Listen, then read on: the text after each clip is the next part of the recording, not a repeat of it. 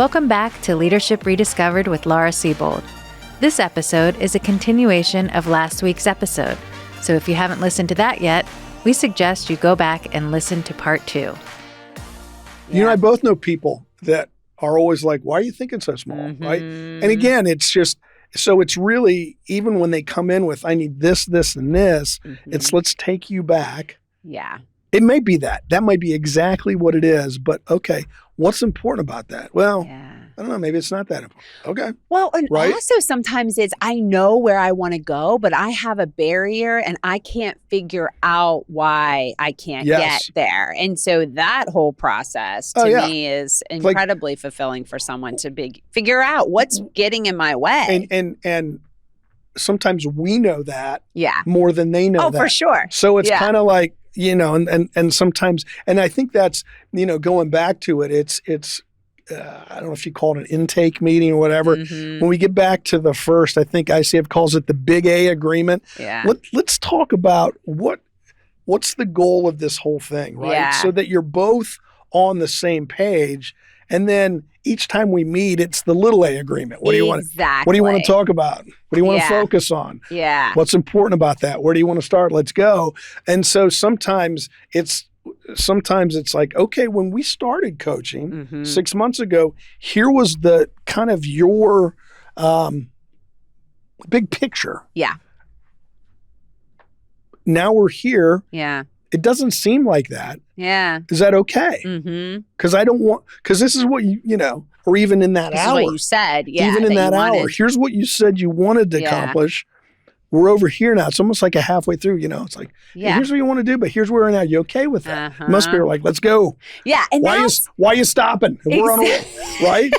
But that's one of the things that I feel is a huge value of having a coach is there's a massive accountability component that's built into it. And I don't know, I'm trying to think, do you assign homework to people? I'm kind of a homework recommender of like, what's something that I'll say, what would you like me to hold you accountable to the next time we meet? So or sometimes I'll, you know, kind of strongly recommend but it's what homework. They come up with, exactly. But that's the little A. That's the little one of the agreement. questions I might ask is when they say, here's what I'm going to do. Okay, on a scale of 1 to 10, how important is that? Again, while we're doing it, or on a scale of 1 to 10, how committed are you? It's kind of a 6.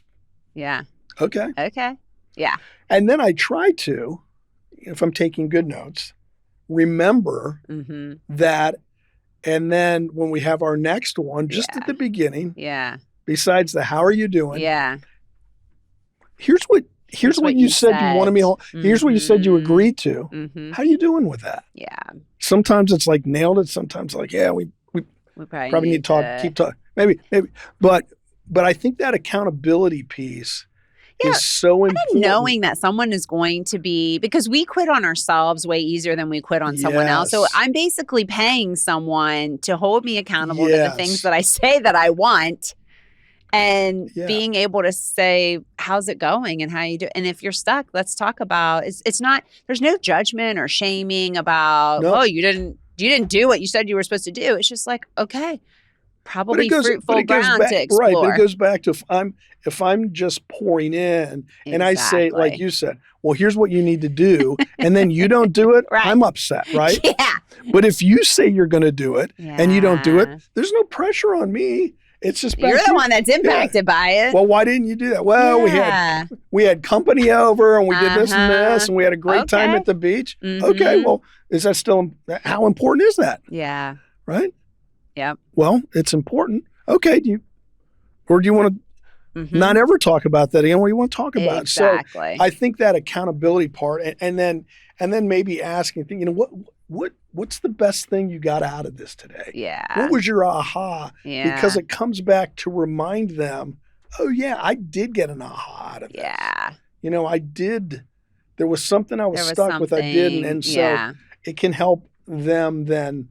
Okay, now I can move forward more positively. Yeah, I agree. What are some examples? I know you've coached a lot of different people on a lot of different things, but just give me some examples of what people initially say they want coaching on or why they're engaging with you as their coach. The very beginning? Yeah. I think it's because usually it's a business issue. Okay. for me. Yeah. As executive coach. Yeah. It's a business issue. It's a like running a business, or I don't get along with my boss. Like relational. That generally comes up afterwards. Yeah. It's usually something about running the business. It could be something about overcommitted, busy, overwhelmed, because they're really good entrepreneurs or business owners or leaders, right? They do have a lot going on. Yeah. I want to simplify something in my life is that, spiritually I'm stuck. Do some spiritual coaching on, why am I feeling this way, whatever. But it's usually something that's kind of that big, overwhelming. Yeah. Here's what I'm thinking. It can be that, but generally it's something that it's all over the board. Yes. But, could be blind spots, could be in business, at the beginning, increasing revenue, increasing profitability, growing my team, stuck at this level of revenue. Stuck at this level. Stuck again. Or I'll get stuck at this level within a company. Like I want to go to the next level. Career. I want promoted, or I want to go into a leadership role. I want to do something different. Yes. I love I got so excited. I about destroyed my microphone here. But I love the conversations when people want to make massive career changes, and they don't know where they want to go next, but they just know they don't like where they are. And those are just incredible. I get so much fulfillment out of watching people who say, I'm so unhappy in my career. Because think about it. I love asking people their career story because a lot of times they just kind of like happen into a career. It's like, well, I started as an intern in this role, and now 20 years later, here I am. And I think a lot of times from a career perspective, people get very focused on, initially, I got to pay the bills. Maybe I have to pay back my student loans if I took out student loans. I can't make a move. I have to provide for my family. I have to, do a certain job or make a certain amount of money. And then there's this shift that starts to happen where it's like, I actually don't enjoy this and I don't want to do this anymore, but I don't know what to do next or where to go next. I love those and it's conversations. Talking with individuals, it's funny. Kids, nieces and nephews, and all this. My background's a lot of executive search, and all that, recruiting and that. So, working with them as and I think it was my sister-in-law. Bruce, you could just do this full time. And I'm like, none of my kids or your kids can pay for this. So it's not good. But, it's trying to help them figure out at the beginning. But when you've got somebody, usually it's like at the 3 to 5 mark. Well, it could be at the 1 year mark, but then 3 to 5, then 10 and that. And it's questions like, well, is it what you're doing day to day?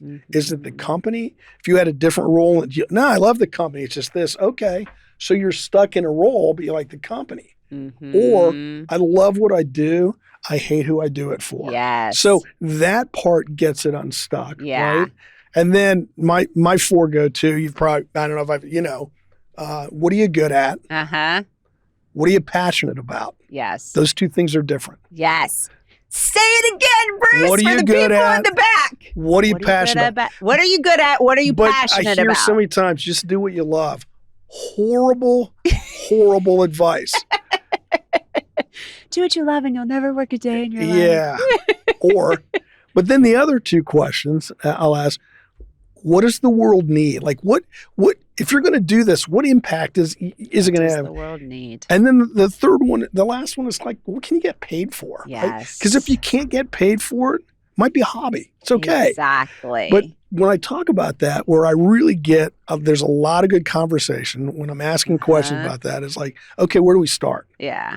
Like, especially with today's, generation. What does the world need? Yeah. Where can you make the most impact? Then what can you do? Yeah. I'm just looking at this. I'm like, what does the world need? What can you do? What are you good at? Yeah. Or what are you good at? what are you passionate about? Mm-hmm. And then how you can be paid for. Don't start with what you can be paid for. Because a lot of people are stuck because they went into a job that they didn't love, but they've got. Yeah, there's things that I'm good at, but I don't enjoy doing and don't want to do. Exactly. And I can go get paid to do those things. So on those 4 questions, crazy Venn diagram, if you will, all 4 of them. The closer that you can get answers to all 4 of those and get in the middle, that's purpose. And you can use that for your career and for entrepreneurs who want to start their own business. That's another great guiding tool. What is it? What do we need? What does the world need? What does the world need? But because exactly, there's people who come up with an idea and say, I think this is a great idea. I'm going to build a business around it. Well, but maybe there's really not a need for that. And then you're trying to create a need that doesn't exist. Maybe it's a great idea, but they have no skill set to do it. Exactly. Yeah. So just being aware of that. Is it something that you're good at? Are you passionate about it? All those things. I'll tell you another one. Growing up, super passionate about basketball, not good at it. Besides the height issue, but a horrible career. But you've got to be intellectually honest with yourself, and having a career coach can help bring those things out. Like, what are you really good at? Yes. I'm not really good at anything. Well, okay. Let's talk about it. Let's talk about what you enjoy, what brings you joy, and sometimes it's from their childhood if they can't think of anything currently. What did you enjoy doing as a child? Exactly. I'll tell you another one because I do like working a lot with women, with people who are in caregiver roles who kind of over time may have lost their identity a little bit. So if you think about empty nesters, for an example, where they've worked, either, raising children, whatever their job was, but then suddenly maybe those children go off to college or just move out of the house, move on with their life. And then it's like, well, now what do I do? What's my purpose? Those are great coaching scenarios as well, and something that I think a coach can really help people with to try to sort through. Yeah. I mean, again, it's all those things, right? Yeah. It's the ability to, again, listen and help understand, help them unpack things, right? That's the other thing. It's like, maybe there's a lot of baggage. Maybe they're like, okay, what do we need to unpack to get to the issue? How can I I'm going to say help you, but how can I ask you the right questions, give you an opportunity to think through that, to be like, oh, that's where we got to. And there's no issue that's too small. I think it's important for people to know that. And also, we're so much better at helping other people see things that we can't see in ourselves. I joke and giggle with myself all the time after you and I will have a coaching conversation, because I'll think Bruce is essentially coaching me on the same thing that I've coached other people on. Just coached yesterday. Yeah. And we don't see it, right? It's like, Yeah,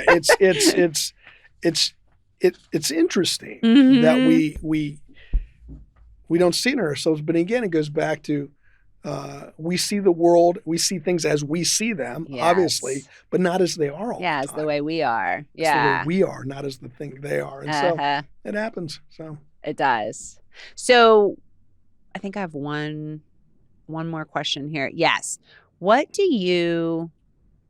would you say makes for an ideal coaching client? Because I will say, let me explain why I'm asking this question. Especially with executive coaching, business coaching, sometimes we will get brought in to coach someone who did not ask to be coached. And so I've had some great coaching experiences in that scenario in particular, and some not so great. Sure. And I would just love to hear your take on, if you could think about the right kind of attitude, behaviors that make for a great coaching client. I think that after the initial intake and that, I think it's really somebody first and foremost that sees the value. That's like, okay, I'm not sure what this whole coaching thing's about yet, but I see value in helping me, get unstuck, get to the next level, move forward, as opposed to somebody told me I had to get a coach. That never works. I think I've had some, thinking back, some of the coaching relationships that just didn't, work out was their just willingness to work things out on their own. Mm-hmm. Sometimes they want you to tell them the answer. Yeah.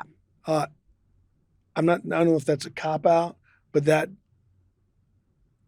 might help them check the box that they've got a coach. Now I can do this. And then the issue is sometimes, they want the answer, but they're not going to do it anyways. Exactly. And so it's somebody who's open, somebody who can be honest with themselves, somebody who can be honest with their coach. Yeah. Somebody who desires to move forward. Yes. I've had some folks that, after a couple times, they keep bringing back the same issue. We end with, what do you want to do? I'm going to hold you accountable to this. And they don't do it. And there's been a couple times I've just said, call timeout. It doesn't seem like this is working. Right. But sometimes it gives them the out too. Well, and I'm like, okay, then. Yeah, absolutely. But I think that commitment is important because trying to get all that up front. Yeah, absolutely. And a good coach will sit down with you and be clear about what are your goals, what are your expectations out of this relationship, what are you willing to put into it, what's your expectation of me as your coach. And I think I've had situations before, especially in companies, where people maybe don't want to give hard feedback, so they want to leverage me to do that in a way, or because coaches do use assessments from time to time, especially in the business world. We'll use maybe 360s. I often will use Clifton Strengths Finder, personality assessments. I use a values inventory a lot with people. And so sometimes we are trying to help raise awareness about blind spots, I think, through those assessments, or help people create development goals for themselves. But there are times where I've had individuals that have said, I think I'm great. Yeah. Literally. Like, I have nothing that I need to work on. And it's like, I think where they've also probably worked out less, had issues, is if a company is paying for the individual to do that, as opposed to the individual paying for it. Because sometimes if a company's paying for it, it's like, there's just one more thing. It's just a check the box sometimes for people. And I think that's important because I have found, again, we both, I think, have clients that either a company is paying for it or people are personally paying for it. And there definitely does seem to be more of a commitment and an open-mindedness of, I want to get, I initiated this, I asked for it. And I think people need to recognize, even if you're in a corporate structure, you can still try to ask for a coach, and maybe the company's willing to pay for it and maybe they're not. You can still initiate it without waiting to be pulled into a program or whatever. But I have noticed, I would say growth mindset, being open to doing some self-reflection, to talking and recognizing we're not going to tell you what to do. So we're going to ask questions and we are going to ask you to explore. And as we talked at the beginning, you got to put the work in. You got to put the work in during that hour. Yeah. Even if it doesn't seem like work. Yeah. You got to put the work in on what you want to improve on. After you've got that aha, the client's got the aha, they need to be like, okay, what do I want to do next? And it's like, go. Yeah. We can help you, but and so I think there's sometimes people just don't want to put the work in, and okay, that's fine. That's fine. Yeah. And I think it's important to note that for people who maybe are interested in coaching, there's a lot of coaches out there and we all have different styles. Yes. And so do your research, look up who's out there. Most of them offer complimentary consultation calls just to see, do you have good mojo with that person or not? Yes, the mojo. Because you want there to be you want to be like, I don't know about this person. That's not going to be for a good coaching relationship. No. Has to be someone that you trust, because we're going to have very honest conversations, and because they're confidential and that information's held in confidence, that hopefully encourages people to share and open up. But at the same time, sometimes they are hard conversations where people are sharing things that are uncomfortable or personal. From an ethical point of view, in that sometimes people will share some things that as a coach, I'm not even qualified to even enter into or even ask a question. And I mean, and I've not had it, but I know some coaches that have had it, and like, people are thinking about suicide. People think about that. And so as a coach, who's gone through ICF and all that, there are things that we have to do. We do have an ethical responsibility. And so again, when people are trying to determine who's the best coach, I think going back and, if somebody's ICF certified, which is like the gold standard,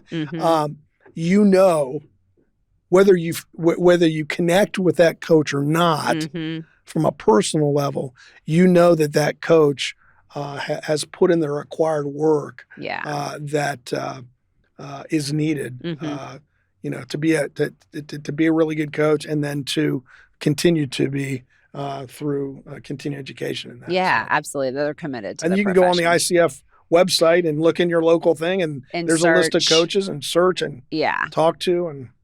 Yeah. And most coaches too, if they're not the one, because there's something that's not either one of them feels like connecting, they'll be like, hey, here's 3 people you should call. Yeah. I think it's such a neat industry because if you think about it, most coaches had a whole other career or something that they did prior to becoming a coach. So they all come at this from really, truly, I think, having a genuine desire to help people and work with people and lift people up. And they're also bringing really interesting life and work experiences with them into the conversation too. Well, and that's why I think trying to figure out over time who's a good coach, because those experiences, things, that's how we ask questions, right? We do this, we do that. It just frames it. And so, it's an awesome, industry. Yeah. It's an awesome responsibility. But, I've been coaching now, into year 5. And it's the most fun I've had working, but it's also, and maybe it's fun because I love doing it, but maybe it's also fun because I really get to see transformation in people. And, you go back to helping people. Yeah. But when you really see an individual get that in a meeting, and when they say that's a great question, and you see the mind working, it's just like, that's why it works. Yeah. It's not, and again, it's not me that asked the question, it's the question that ended up unlocking something. Exactly. And it's, how it is. You got enough people, you're coaching a couple people a day. It's tiring. It's exhausting. And like you said, I think a little while, it's like, what do you mean you want to stop coaching? We've traveled together, and I want to know what there is that relationship. But I think the more we come at it from a drawing out than a pouring in. Yeah. I think that right there is the secret sauce. It is. And it's so meaningful. And I've had people who will suddenly get very overcome with emotion and maybe start crying and then apologize for crying in a coaching conversation. And it's like, no, like this is real. And those are the moments where I think there's a lot of impact happening. Exactly. And value for people. Bruce, what have we not talked about related to coaching that is important for you to share? That's kind of a coaching question. That is a good coaching question. Look, he's processing. That's a really good question. No, I think we've talked a lot about it. You bookend it with being there for the client, the setup, the asking questions, the dance through the hour, what's your takeaway? How are we going to hold accountable? I think through that is continuing to want the best for your coaching clients. Yeah. Whatever that is. And again, I think I said at the beginning, I'm a consultant by nature. And I've got to make sure I don't want my best for the client. I want their best. Yeah. And we're just here to facilitate that. We're just here to be the guide, right? To help guide them through, I don't know. I think we talked about the S's of leadership in 3, in episode 3. But really is sometimes a Sherpa. They can be a guide, but they're really a coach on helping people get up the mountain and get down. Right? Yes. And so the journey. And so I think too, one of the things back to who's a good client, people that understand this is a journey. Yeah. It's not a one and done. There's no pixie dust that at the end of the hour, we're sprinkling on, everything's going to be all solved. Yeah. But it is a journey. Yeah. And we're helping you along the way. Maybe when people think about getting stuck in things, I've lived in West Virginia now since 2007. Not a lot of shoulders on the roads, right? And so what happens, that or a four-wheeler where the wheel gets stuck, right? Yeah. You can't get out now for a while. And that's, I think, what happens with us, with individuals. We get our wheel stuck. And we know the road. We see where, I can't get there from here. Yeah. And sometimes I can't get there because I don't know what's up ahead of me. I don't know. I don't know what. But that constantly moving forward, constantly helping that get unstuck. I mean, we're not going to get stuck again. You may get stuck 5 minutes from now, but it's that having that coach that continues to help. You're the driver. Yeah. I'm not driving. No. I'm just, here we are. Yeah. Maybe I'm in the passenger seat. How are we going to get out of it? Yeah. But I think, when I think about unstuck, man, you can get stuck here in West Virginia. Yeah, and you need help. I don't know. What else would you say? What else have we missed? I think we've covered a lot. I just I agree with you though on the journey piece, and that it is a journey, and I think it's always great to have someone there alongside of you who is truly just there to support you and want what's best for you, and not approach you with their own hidden agenda or motivations. Yeah. I'm grateful you're on this journey with me, Bruce. Good to be blessed by your coaching. Well, thank you.